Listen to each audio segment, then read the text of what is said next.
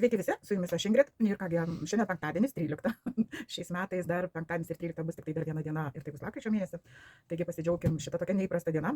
Ir nors aš pakankamai nusivėlinau, tai nereiškia tai, kad pramiegojau, o tiesiog nuo 7 ryto, nes mano kolegė ukrainietė ir ten, kaip žinote, yra tai, kas yra ir vyksta tai, kas vyksta. Ir kartais būna taip, kad sesijas darome 7 val. Ryto pradžia. Ir taip mes nuvėjome labai įdomią sesiją, kuri yra mūsų 7 modulio pabaigoje.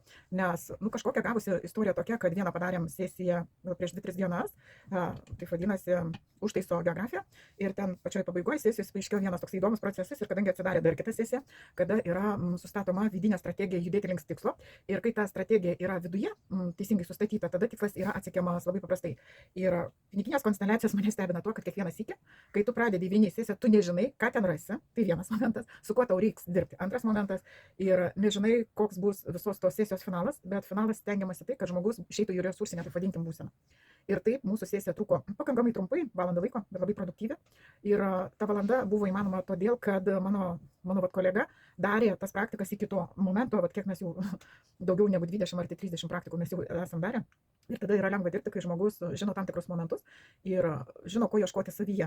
Su šaltu klientu arba paprastu klientu, tada jam reikia laiko, kol jisai susigaudo, kol jisai atreaguoja, kol jisai visą ką, kai jau yra, vadinkim, pažengęs klientas, tai su juo labai paprastai ir visą kitą. Ir taip, tikrai mane stebina tas sesijos, nes, iškyla tokie, kaip pasakyti, sluoksniai, kurie senai užmiršti, uždulėję, bet jie, tai yra tokia, kaip pasakyti, jums švelniau kliūtis, iš tikrųjų į tai, ko aš noriu. Ir atrodytų, mes dirbame su tema pinigai, bet rezultate tai visai ne apie pinigus. Dėja taip, būna ir taip. Tai va, tai tiek įspūdžių šiandien ir po šiandien darbo su mano kolegė. Tai buvo labai įdomi sesija.